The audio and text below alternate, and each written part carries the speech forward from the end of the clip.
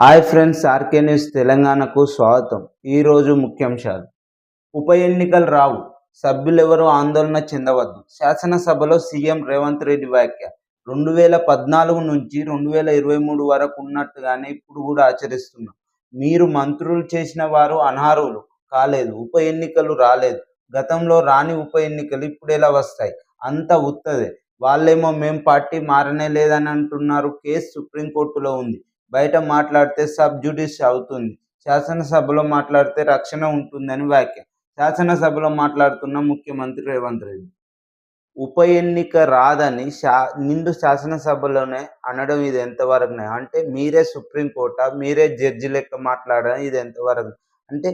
ఈ ఉప ఎన్నిక గురించి సుప్రీంకోర్టు కూడా పోవడం జరిగింది. తుది తీర్పు కూడా వచ్చే నెలలో రావడం జరుగుతుంది. మరి ఉప ఎన్నిక ఖాయమనే సిచ్యువేషన్లో ఎక్కడికక్కడ మీ పార్టీలోకి వచ్చిన బీఆర్ఎస్ పార్టీ నుండి గెలిచిన 10 మంది ఎమ్మెల్యేలే భయపడి మేము కారు పార్టీలనే ఉన్నాం, కాంగ్రెస్కు రాలే అని చెప్తున్నారు. మరి ఎందుకు భయపడుతున్నారు అంటే, మీ కాంగ్రెస్ పాలన చేసిన విధానాలను బట్టి ఇప్పుడు కనుక ఉప ఎన్నికలు వస్తే మేము గెలుస్తామో గెలవమో అనే భయాందోళనలో ఉన్నట్టు మీ పార్టీలోకి వచ్చిన ఫిరాయింపు ఎమ్మెల్యేలే చెప్పడం జరుగుతుంది. అలా భయపడుతుంటే మీరు నిండు సభలో చెప్పడం ఎందుకు? రేపు ఉప ఎన్నికలు వస్తే మీరు కూడా ఓడిపోతానని వారికి ధైర్యం ఇస్తున్నారు. అంటే ఇలా ఉంది కాంగ్రెస్ పార్టీ పాలన విధానం. ఉప ఎన్నికలు కనుక వస్తే 10కి 10 ఓడిపోయే పరిస్థితి ఏర్పడుతుంది. మరియు ప్రభుత్వం మీద ఎఫెక్ట్ పడుతుందని నిండు సభలో కూడా ఫ్రస్ట్రేషన్కు గురై సభ్యులకు భరోసా నింపాలని చెప్తున్న సీఎం రేవంత్ రెడ్డి గారు. కానీ ఉప ఎన్నిక కోసం బీఆర్ఎస్ పార్టీ తీవ్రమైన ఫైట్ చేస్తుంది. ఎందుకంటే హైకోర్టులో కేసేసి అక్కడి నుండి సుప్రీంకోర్టుకు కూడా పోవడం జరిగింది. సుప్రీంకోర్టు కూడా తుది తీర్పు ఇవ్వడం జరుగుతుంది. మరి బీఆర్ఎస్కి అనుకూలంగా వస్తుందని బీఆర్ఎస్ పార్టీ నాయకులు అనుకుంటున్నారు. మరియు దీనిపై ఎక్కడికక్కడ ఆందోళన చెందుతున్న ఎమ్మెల్యేలు, ఫిరాయింపు ఎమ్మెల్యేలు మేము పార్టీ మారలే అని ఎక్కడికక్కడ ప్రెస్ మీట్లో కూడా చెప్తున్నారు. అంటే వారి లోపల కాంగ్రెస్ పార్టీ చేస్తున్న విధి విధానాలతో మేము ఓడిపోతాం, ఒకవేళ ఉప ఎన్నికలు వస్తే మళ్ళా 3 ఏళ్ళ టర్మ్ మేము వేస్ట్ అవుతుందని భయపడి బీఆర్ఎస్లోనే ఉండడం చెప్పడం జరుగుతుంది. అంటే కాంగ్రెస్ కండువ కప్పుకొని కూడా బీఆర్ఎస్లోనే అంటున్నారంటే కాంగ్రెస్ పార్టీ ఏ విధమైన పాలన చేస్తుంది అనేది దీనికి నిదర్శనం అని తెలియజేస్తున్నా. ఇలా రాష్ట్రంలో ఉప ఎన్నికలు రావడం ఖాయమని ఎక్కడికక్కడ భయాందోళనకు గురవుతున్న పార్టీ మారిన ఫిరాయింపు ఎమ్మెల్యేలు.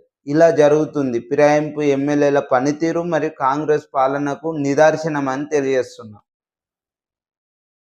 బెట్టింగ్ పై సీటు, ఆన్లైన్ బెట్టింగ్ యాప్లు రమ్మీపై ఉక్కుపాదం మోపుతాం శాసనసభలో CM Revanth Reddy. Betting apps ప్రచారం చేసే వారిని విచారించడం శాశ్వత పరిష్కారం కాదు. ఈ సంస్కృతిని తెలంగాణలో నిర్మించడమే మా లక్ష్యం. రాష్ట్రానికి పెట్టుబడులు రాకుండా ప్రతిపక్షాలు కుట్రలు. ఐఎంజీ భారత్ భూములు తీసుకుంటే నష్టమేంటి అని వ్యాఖ్య. విద్యా వ్యవస్థను ప్రక్షాళన చేయాల్సింది.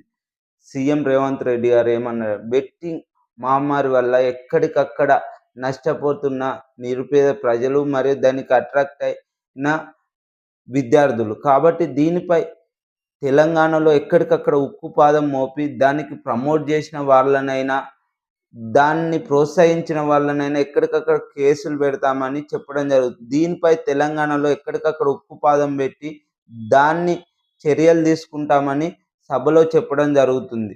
ఎక్కడికక్కడ బెట్టింగ్ వలన తీవ్ర నష్టపోతున్నారని తెలిసిన సీఎం రేవంత్ రెడ్డి గారు దీనిపై ఎక్కడికక్కడ కఠిన చర్యలు తీసుకుంటున్నామని, ఇక నుండి బెట్టింగ్ యాప్కు ప్రమోట్ చేసిన వాళ్ళని కూడా విడిచిపెట్టేది లేదని శాసనసభలో చెప్పడం జరుగుతుంది. ఇది బెట్టింగ్ యాప్ల గురించి మాట్లాడడం జరిగింది. మరియు రాష్ట్రానికి పెట్టుబడులు రాకుండా ప్రతిపక్షాలు చేస్తున్నాయంటే ఇది ఎంతవరకు అంటే పెట్టుబడులు రాకుండా ప్రతిపక్షాలు ఎందుకు చేస్తాయి? మీ దగ్గర కెపాబిలిటీ లేకపోవడం వలన దీన్ని కూడా ప్రతిపక్షాల మీద నెట్టడం అంటే ఇది ఎంతవరకు న్యాయం? మీకు దగ్గర ఉన్న మంత్రులు, మీ దగ్గర టాలెంట్ ఉంటే మీరు పెట్టుబడులు తేవచ్చు. గత ప్రభుత్వం ప్రతిపక్షాల మీద నెట్టలేదు. ఇప్పుడు మీరు ఎందుకు అంటే మీకు పెట్టుబడులు రాక ఫ్రస్ట్రేషన్కు గురై దీన్ని కూడా ప్రతిపక్షాల మీదకి నెట్టడం ఇది ఎంతవరకు న్యాయమని అడగడం జరుగుతుంది. మరియు విద్యా వ్యవస్థను కూడా ప్రక్షాళన చేస్తామంటున్న సీఎం రేవంత్ రెడ్డి గారు.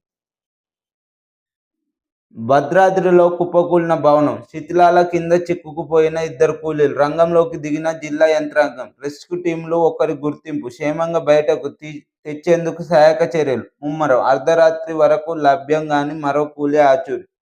భద్రాచలంలో కుప్పకూలిన భవనం, దీని కింద ఉన్న శిథిల వ్యవస్థలో కూలీలు చనిపోవడం జరిగింది. అర్ధరాత్రి ఇది కూలిపోవడం వలన పెద్ద ఎత్తున ప్రొటెక్షన్ చేపించి అక్కడ ఉన్న కూలీలను కొందరిని బయటికి తీసుకొచ్చి చనిపోయిన వారిని కూడా రెస్క్యూ టీంతో వెతికించడం జరుగుతుంది. నిన్న భద్రాద్రి కొత్తగూడెంలో జరిగినట్టు తెలియజేస్తున్నాం. రామోజీ ఫిలిం సిటీ ముట్టడి, 200 మంది బాధితులతో కలిసి వెళ్లిన సిపిఎం నేతలు గేట్లు దోసుకుంటూ దూసుకెళ్లిన నిరసనకారులు, స్వల్ప లాఠీచార్జి, పలువురు అరెస్ట్. మాదిగ లంబాడ 2 బెర్తులు, మంత్రివర్గంలో స్థానం కోసం ఆ సామాజిక వర్గాల ఎమ్మెల్యేల యత్నాలు, కేబినెట్ విస్తరణ సందర్భంగా అవకాశం కల్పించాలంటూ లేఖలు, అధిష్టానం పెద్దలతో పాటు రాష్ట్ర ముఖ్య నేతలకు విన్నపాలు, నేడు ఢిల్లీకి వెళ్లేందుకు మాదిగ ఎమ్మెల్యేల ఏర్పాట్లు.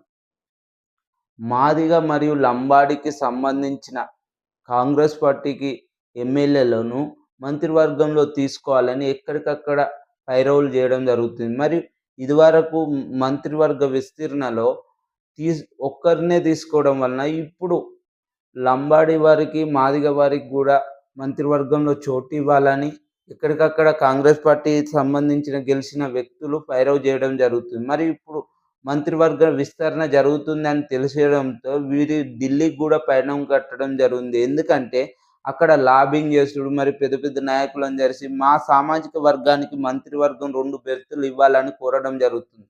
ఇది మంత్రివర్గం మీద జరుగుతున్న స్పెషల్ స్టోరీ. మరియు ఎందుకంటే రాబోయే కాలంలో వీరికి సముచిత స్థానం కాంగ్రెస్ పార్టీ ఇస్తుందా, లేక మరియు మళ్ళా అగ్రవర్ణాలు రెడ్డిస్కే ఇస్తుందా అని వేచి చూద్దాం. పంట దక్కితే అదే 10,000 చిత్రంలో రైతు పేరు చందర్ నాయక్. కామారెడ్డి జిల్లా ఖన్నాపూర్ తండా శివరం గల ఈయన 3 ఎకరాల పొలంలో బోరు పట్టిపోయింది. దీంతో కిలోమీటర్న్నర దూరంలో మరో రైతు పొలంలోని బోరు బావి నుంచి నీళ్లు తీసుకోవడానికి ఒప్పందం కుదుర్చుకున్నాడు.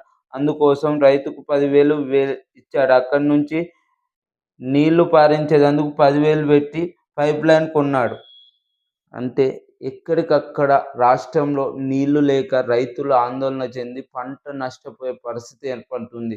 గత ప్రభుత్వంలో ఏ రోజు రైతులు ఇంత అన్యాయం కాలేదు. ఈ కాంగ్రెస్ పాలనలో ఎక్కడికక్కడ సంవత్సరన్నర కాలంలోనే పంటలు ఎండిపోయి బోరేసినా కూడా అడుగంటిపోయే నీళ్ళ వ్యవస్థ ఏర్పడుతుంది.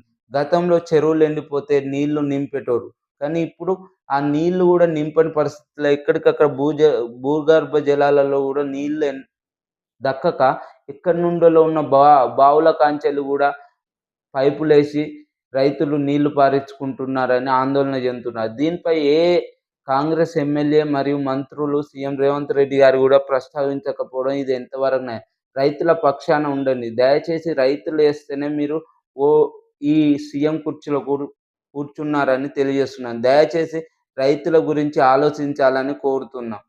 ఇది ఈరోజు న్యూస్. ఆర్కే న్యూస్ని సపోర్ట్ చేయండి. Watch this video please. Full వీడియోని చూడండి. దయచేసి సపోర్ట్ ఇవ్వండి. ఒకరు వీడియో చూస్తే చాలు అని కోరుతున్నాను. మీ రాజజ్జి.